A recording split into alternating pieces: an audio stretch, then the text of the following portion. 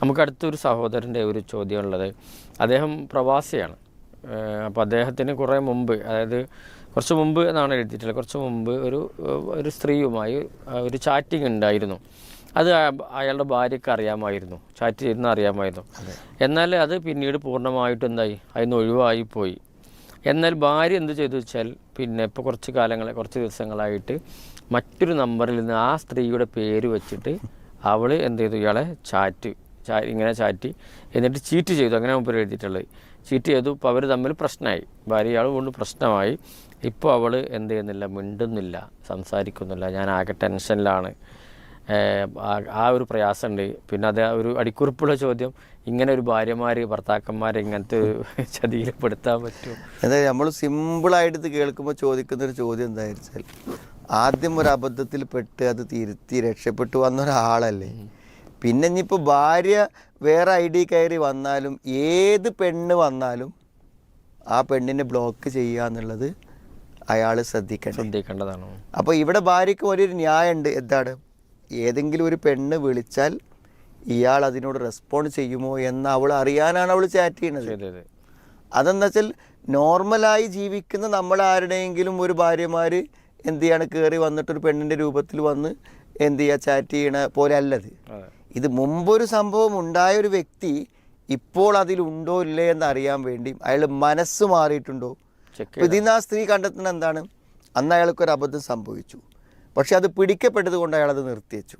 Chance കിട്ടിയാൽ അയാൾ ഇനിയും പോകും. അയാൾ മാനസാന്തരം സംഭവിച്ചിട്ടില്ല എന്നവർ കണ്ടെത്തി.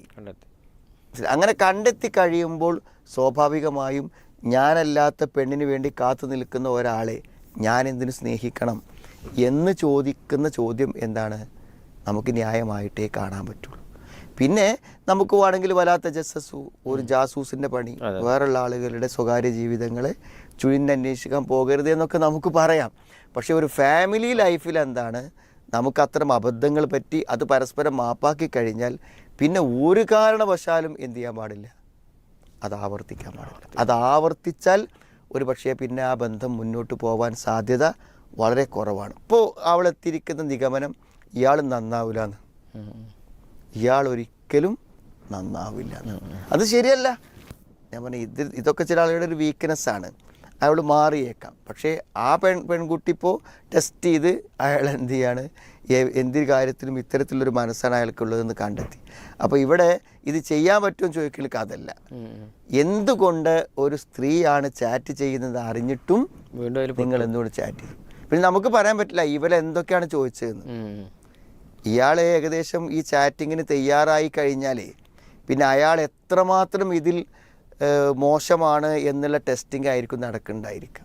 അപ്പോൾ എന്തൊക്കെ അയാൾ തിരിച്ചവൾക്ക് മെസ്സേജ് അയച്ചു എന്ന് നമുക്ക് അറിയാൻ പറ്റില്ല. അപ്പോൾ അതുകൊണ്ട് അത്രയും മാരകമായ പ്രതികരണങ്ങൾ അയാൾ നടത്തിയിട്ടുണ്ടെങ്കിൽ തീർച്ചയായും അയാൾക്കുള്ള തിരിച്ചുവരവ് അല്പം ബുദ്ധിമുട്ടുള്ള തിരിച്ചുവരവാണ്. ഇനിയിപ്പം പിന്നെ അവർക്ക് തമ്മിൽ നന്നാവണമല്ലോ. നന്നാവാൻ പ്രശ്നമൊന്നുമില്ല. നന്നാവാൻ പ്രശ്നം എന്ന് വെച്ചാൽ ഇനി അയാളെ വിശ്വസിക്കത്തക്ക വിധത്തിലുള്ള മാറ്റം അയാളിലുണ്ടാവണം. നേരത്തെ ഞാൻ ഇനി ചെയ്യൂല എന്ന് പറഞ്ഞാൽ മതി, പക്ഷെ ഇനി അയാൾ എന്ത് ചെയ്യണം, അവളെ വിശ്വസിപ്പിക്കണം. അതിന് തീർച്ചയായും അയാൾ എന്ത് ചെയ്യണം, ആദ്യം മതപരമായി മാറണം. അയാൾക്ക് ഈ സംഭവത്തിന് ശേഷം ഭയങ്കരമായൊരു ചേഞ്ച് ദീനിയായിട്ട് വന്നിട്ടുണ്ട് എന്ന് അവൾക്ക് ബോധ്യപ്പെടുകയാണെങ്കിൽ അവൾ എന്ത് ചെയ്യും, വിശ്വസിക്കും. മനസ്സിലായി. പിന്നെ ഇത് സ്വാഭാവികമായും എന്ത് ചെയ്യാണ്, ഇത്തരം ടെസ്റ്റുകൾ ഏത് രൂപത്തിൽ നടത്തിയാലും എന്ത് ചെയ്യൂല, ഇത്തരം ഒരു കാര്യത്തിൽ ഞാൻ തിരിച്ചു വരില്ലെന്ന് ധൈര്യമായിട്ട് അയാൾക്ക് എന്ത് ചെയ്യണം, ഉറപ്പിച്ച് പറയാൻ പറ്റണം. അങ്ങനെ ആ വിശ്വാസ്യത നേടാൻ കഴിയണം. ഈ സഹോദരി മനസ്സിലാക്കണം, നമ്മളിങ്ങനെ എന്തെങ്കിലും കണ്ടുപിടിച്ച് കടന്നോ അവൻ പോട്ടേച്ചാൽ നമ്മുടെ ജീവിതമാണല്ലോ പോകുന്നത്. അപ്പോൾ അതുകൊണ്ട് അതിനവസരം കിട്ടാത്ത രൂപത്തിൽ നേരാക്കിയെടുക്കാനൊരു ശ്രമം അവർ നടത്തണം. ഏതായാലും അവരെ കുടുംബജീവിതം നല്ല രൂപത്തിൽ അതേ മുന്നോട്ട് പോകും.